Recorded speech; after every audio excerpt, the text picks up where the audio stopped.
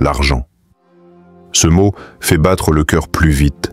Il fait naître des inquiétudes, parfois des disputes, parfois des rêves. Mais écoute bien, Dieu ne veut pas que tu sois esclave de l'argent. Il ne veut pas que ton identité, ta joie ou ta paix dépendent de ton compte bancaire.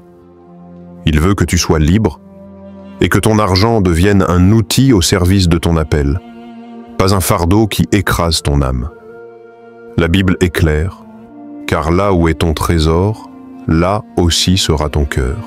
Matthieu 6, 21. Ce que tu fais avec ton argent révèle ce que tu portes dans ton cœur. Si tu le caches, si tu l'utilises seulement pour toi, si tu vis dans la peur de manquer, alors ton cœur risque de se fermer à ce que Dieu veut te confier. Mais si tu le mets entre les mains de Dieu, même un petit revenu peut devenir une grande bénédiction. Peut-être qu'aujourd'hui, tu traverses une saison difficile. Les factures s'accumulent. Tu te demandes comment finir le mois. Tu compares ta vie à celle des autres et tu te sens en retard. Mais Dieu veut te rappeler une chose essentielle. Ton argent n'est pas ton maître, c'est lui ton maître. Et ton obéissance financière peut t'ouvrir des portes que tu n'imagines même pas. Alors aujourd'hui, prends ce message comme une parole urgente pour ton cœur. Parce que Dieu n'attend pas que tu sois riche pour t'apprendre à bien gérer, il commence là où tu es, avec ce que tu as. Et si tu décides de lui confier tes finances, tu verras qu'il est fidèle, qu'il pourvoit et qu'il t'enseigne une liberté nouvelle. Écris en commentaire dès maintenant « Seigneur, je veux que mon argent t'honore ». Ne pars pas maintenant. Tu risques de manquer ce que Dieu veut vraiment te dire. 1. L'argent n'est pas un maître, c'est un outil. L'argent, il est utile, il est nécessaire pour vivre dans ce monde. Mais il n'a jamais été conçu pour régner sur ton cœur. L'argent est un outil, pas un maître. Et pourtant, beaucoup de personnes, même des enfants de Dieu, vivent comme si l'argent décidait de leur paix, de leur joie et même de leur avenir. La parole de Dieu est claire. Dans 1 Timothée 6,10, il est écrit « Car l'amour de l'argent est une racine de tous les maux, et quelques-uns, en étant possédés, se sont égarés loin de la foi, et se sont jetés eux-mêmes dans bien des tourments. » Tu remarques que ce n'est pas l'argent lui-même qui est le problème, mais l'amour de l'argent. L'argent devient dangereux seulement quand il prend la place de Dieu dans ton cœur. Imagine ceci. Tu reçois ton salaire, mais avant même de remercier Dieu, ton esprit est envahi par l'angoisse. Comment je vais payer ceci? Comment je vais couvrir cela? Ton cœur se met à battre au rythme de ton compte bancaire. À ce moment-là, l'argent n'est plus un simple outil, il est devenu ton maître. Un exemple simple, prends ton téléphone.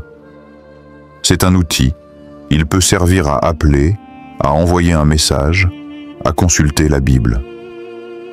Mais si tu passes des heures dessus, si tu deviens dépendant au point d'en oublier Dieu, ton téléphone est devenu un maître.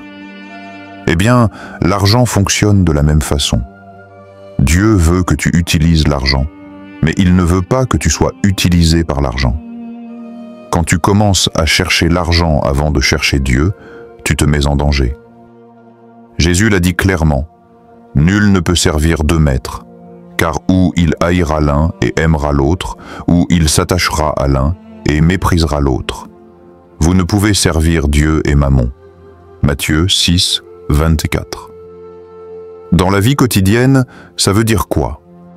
Ça veut dire que tu dois apprendre à replacer Dieu au centre de tes décisions financières. Par exemple, si tu refuses d'aider quelqu'un dans le besoin par peur de manquer, tu laisses l'argent dominer ta pensée. Mais si tu choisis de donner, même un petit montant par obéissance et par foi, tu reprends la maîtrise. Tu dis à ton argent, « Tu n'es pas mon maître, tu es mon serviteur. » Un autre exemple. Tu veux acheter quelque chose de beau, mais le Saint-Esprit te rappelle que tu as une dette à régler. Si tu écoutes sa voix et que tu payes ta dette d'abord, Tu démontres que Dieu est ton maître, pas ton désir d'avoir plus. Et voici la vérité libératrice. L'argent révèle ton cœur, mais il ne doit jamais diriger ton cœur. Tu peux avoir peu, mais si tu es libre intérieurement, tu es riche devant Dieu. Tu peux avoir beaucoup, mais si tu es esclave de ton argent, tu es pauvre aux yeux du Seigneur. Alors aujourd'hui, choisis la liberté. Dis à ton âme, je refuse d'être esclave de l'argent. Je veux que Dieu seul soit mon maître, et je veux utiliser mes ressources pour sa gloire. 2. Dieu veut que ton argent bénisse, pas seulement qu'il remplisse. L'argent n'a pas été donné par Dieu pour que tu le gardes serré dans tes mains, comme si ta sécurité dépendait uniquement de ce que tu possèdes.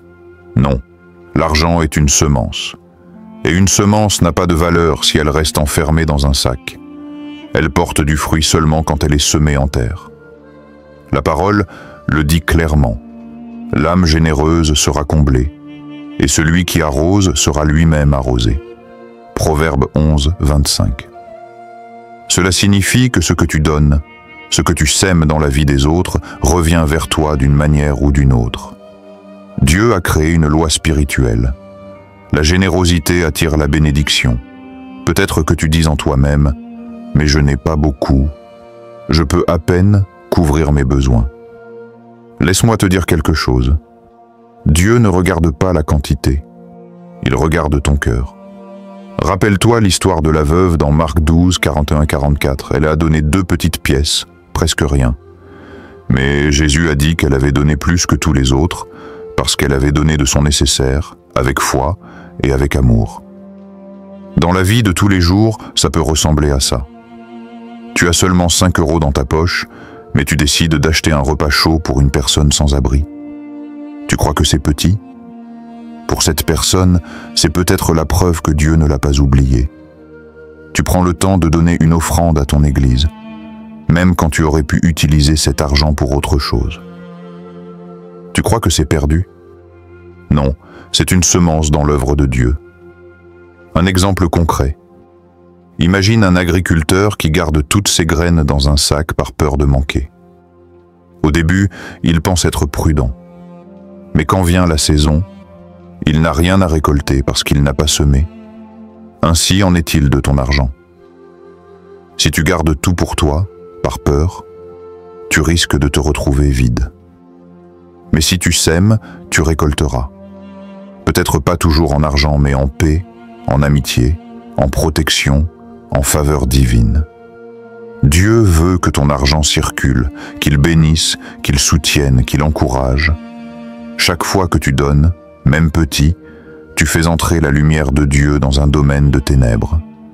Tu deviens ses mains, son sourire, son cœur pour quelqu'un. Et c'est là que l'argent trouve son vrai sens. Non pas remplir ton compte, mais remplir une vie d'espérance. Alors aujourd'hui, prends une décision simple. Fais de ton argent une semence. Sème dans la vie des autres, sème dans l'œuvre de Dieu, sème avec foi. Parce qu'une semence donnée avec amour n'est jamais perdue. Elle revient toujours, multipliée par la main fidèle du Seigneur. 3. Apprends à être fidèle dans les petites choses. La fidélité n'attend pas que tu aies beaucoup. La fidélité commence avec ce que tu as aujourd'hui, même si c'est petit. Jésus l'a dit dans Luc 16, 10. « Celui qui est fidèle dans les moindres choses l'est aussi dans les grandes, et celui qui est injuste dans les moindres choses l'est aussi dans les grandes. » Autrement dit, Dieu ne regarde pas seulement combien tu as, mais comment tu gères ce qu'il t'a confié. Trop souvent, on pense « quand j'aurai plus d'argent, je ferai mieux. Quand mon salaire augmentera, je donnerai davantage. Quand mes finances iront mieux, je deviendrai généreux. » Mais si tu n'es pas fidèle avec ce que tu as maintenant, pourquoi serais-tu fidèle quand tu auras plus? La fidélité n'est pas une question de montant, c'est une question de cœur. Un exemple concret. Imagine que tu gagnes 1 000 €. Tu dis, c'est trop petit, je ne peux rien faire pour Dieu avec ça. Mais si tu n'arrives pas à mettre Dieu en premier avec 1 000 €, pourquoi penses-tu que tu le feras avec 10 000 €? Ce n'est pas une question de chiffres, c'est une question de priorité. Être fidèle dans les petites choses, c'est payer ce que tu dois, même si c'est une petite dette. Mettre de côté un peu d'argent, même si c'est seulement 10 € par mois, au lieu de tout dépenser. Donner régulièrement, même si ton offrande est modeste. Être honnête dans les détails, comme déclarer correctement ton revenu ou rendre la monnaie exacte. Un autre exemple. Quelqu'un qui gaspille 2 € tous les jours dans des choses inutiles peut finir par dire à Dieu « Je n'ai pas assez pour donner ». Mais la vérité, c'est que ce n'est pas une question de manque, mais de fidélité dans la gestion. Dieu utilise les petites choses comme un test. Avant de te confier plus, il regarde comment tu gères le peu. Si tu es fidèle avec ton peu, tu es en train de bâtir la discipline et la maturité nécessaires pour recevoir davantage. Mais si tu négliges ce que tu as maintenant, tu risques de perdre même cela. Parfois, tu penses que ta situation financière est insignifiante, que ton peu n'a pas de valeur. Mais pour Dieu, chaque choix compte. Quand tu honores Dieu avec une petite somme, ton acte est grand à ses yeux. Souviens-toi de l'histoire des 5 pains et 2 poissons. Jean 6, 9, 13. C'était peu, tellement peu face à une foule immense. Mais quand ce peu a été placé entre les mains de Jésus, il est devenu une abondance qui a nourri des milliers de personnes. Ce que tu considères comme petit, Dieu peut le multiplier. Mais il attend que tu lui fasses confiance, même dans les détails. Alors aujourd'hui, choisis la fidélité dans les petites choses, dans ta manière de donner, dans ta manière d'économiser, dans ta manière de dépenser. Parce que c'est dans les petites choses que Dieu reconnaît un cœur digne des grandes bénédictions. Rappelle-toi ceci, ta fidélité dans le peu est la clé qui ouvre la porte du plus. 4. Ton argent doit refléter tes priorités éternelles. L'argent n'est pas seulement une question de chiffres, c'est une question de priorité. Ce que tu fais avec ton argent révèle ce qui compte vraiment pour toi. Jésus l'a dit clairement dans Matthieu 6, 19, 20. Ne vous amassez pas des trésors sur la terre, où la teigne et la rouille détruisent, et où les voleurs perçant et dérobent, mais amassez-vous des trésors dans le ciel, où ni la teigne ni la rouille ne détruisent, et où les voleurs ne percent, ni ne dérobent. Si tu regardes tes dépenses, tu verras rapidement où va ton cœur. C'est dur à entendre, mais c'est vrai. Ton argent révèle ta foi, tes priorités et ton amour. Un exemple simple. Tu peux payer sans hésiter un abonnement mensuel de 15 € pour une plateforme de films. Mais quand il s'agit de donner 10 € pour soutenir une mission ou aider un frère dans le besoin, tu hésites. Ce n'est pas une question de montant, c'est une question de priorité. Dieu veut que ton argent reflète tes valeurs éternelles, parce que tout ce que tu investis uniquement dans ce monde va disparaître un jour. Mais ce que tu investis dans le royaume porte un fruit éternel. Je me souviens d'une expérience réelle partagée par un frère en Christ. Il travaillait dur, mais il disait toujours qu'il n'avait rien de trop pour donner à Dieu. Pourtant, chaque mois, il dépensait sans réfléchir dans des choses passagères. Vêtements de marque, gadgets, sorties. Puis un jour, il a perdu son emploi. Ce fut une saison douloureuse, mais elle lui a ouvert les yeux. Il s'est rendu compte que toutes ses dépenses ne lui avaient pour rien laissé de durable. En revanche, ce qu'il avait donné, même petit, dans l'œuvre de Dieu, continuait de produire du fruit. Des Bibles distribuées, des jeunes encouragés, des familles nourries. Cette révélation a changé sa vie. Quand Dieu l'a relevé avec un nouveau travail, il a décidé de mettre le royaume de Dieu en premier dans ses finances. Aujourd'hui, il témoigne d'une paix qu'il n'avait jamais connue auparavant. Peut-être que toi aussi, tu dépenses sans vraiment réaliser que tu es en train de construire tes priorités. Regarde ton compte bancaire. Est-ce qu'il raconte une histoire de confiance en Dieu ou une histoire de consommation sans but? Prioriser l'éternité, ce n'est pas négliger tes besoins. C'est décider que ton argent ne sera pas utilisé uniquement pour toi, mais aussi pour ce qui compte aux yeux de Dieu. Aider les pauvres, soutenir ton Église, investir dans des projets qui portent la lumière de Christ. Parce qu'un jour, tout ce que tu possèdes ici-bas restera ici. Mais ce que tu auras donné pour le royaume t'attendra là-haut. Alors aujourd'hui, pose-toi cette question. Mon argent reflète-t-il mes priorités éternelles? Si la réponse te dérange, c'est peut-être l'Esprit de Dieu qui t'invite à réajuster ton cœur. Parce que le plus grand investissement que tu puisses faire, c'est d'investir dans ce qui dure pour toujours. 5.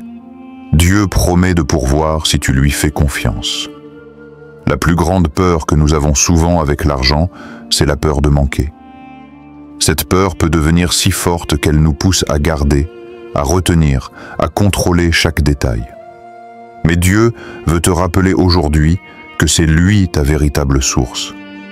Ni ton salaire, ni ton compte en banque, ni même ton travail ne sont la base de ta sécurité.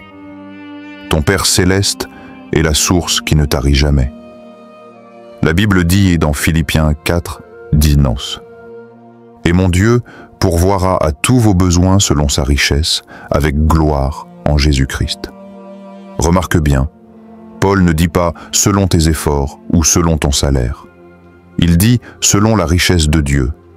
Cela veut dire que tes ressources terrestres peuvent être limitées, mais la richesse de ton Père est illimitée. Peut-être que tu es dans une saison où tu ne sais pas comment finir le mois. Tu regardes tes factures et ton cœur se serre. Tu te demandes si Dieu voit, si Dieu entend.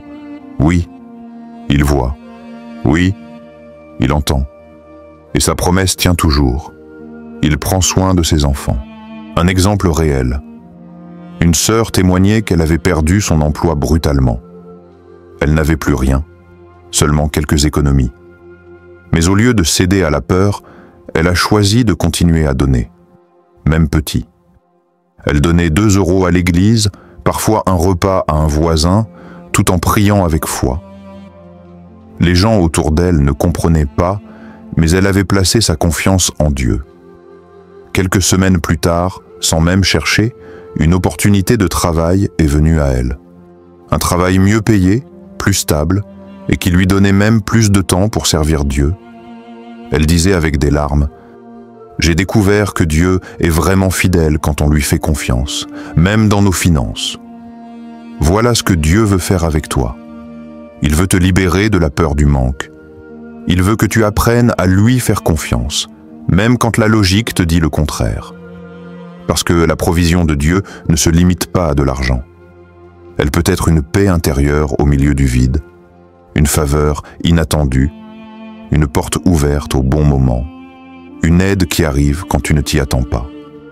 Quand tu places Dieu en premier dans tes finances, par ton obéissance, ta générosité, ta fidélité, tu actives une dimension spirituelle que le monde ne comprend pas. Tu n'es plus esclave du stress financier, tu marches dans une confiance profonde. Mon Père sait ce dont j'ai besoin avant même que je le demande. Matthieu 6:8. Alors aujourd'hui, choisis la confiance. Dis à Dieu, « Seigneur, je ne veux plus dépendre de mon compte, je veux dépendre de toi. » Parce que sa promesse est certaine. Il est ton berger et tu ne manqueras de rien. Psaume 23, verset 1. Frère, sœur, tu as entendu aujourd'hui que l'argent n'est pas un maître mais un outil, qu'il est une semence qui peut bénir, que la fidélité commence avec les petites choses, que ton argent révèle tes priorités éternelles et que Dieu promet de pourvoir si tu lui fais confiance. Tout cela n'est pas seulement une belle théorie biblique, c'est une vérité vivante, une parole pour ton cœur aujourd'hui. Dieu n'est pas en train de chercher ton argent, il cherche ton cœur. Mais ton cœur et ton argent sont liés. Ce que tu fais avec tes ressources reflète ce que tu crois vraiment. Et peut-être que ce message vient à un moment clé de ta vie. Peut-être que tu étais inquiet, fatigué, découragé. Mais aujourd'hui, le Seigneur veut te donner une nouvelle paix, une nouvelle perspective. N'oublie jamais ceci. Si tu mets Dieu en premier dans tes finances, il prendra soin du reste. Tu n'as pas besoin d'avoir beaucoup pour être fidèle. tu n'as pas besoin d'être riche pour bénir, tu as besoin d'un cœur sincère qui dit « Seigneur, tout ce que j'ai vient de toi et je veux que mon argent t'honore. » Imagine la liberté de vivre sans être esclave de l'argent, la joie de bénir quelqu'un en secret, la paix de voir Dieu pourvoir à tes besoins quand tu lui fais confiance. C'est cette vie que Dieu veut pour toi. Si ce message a touché ton cœur, abonne-toi. On avance ensemble, pas à pas, comme une famille en Christ. Et maintenant, prends un moment pour écrire en commentaire « Je choisis de mettre Dieu en premier dans mes finances ».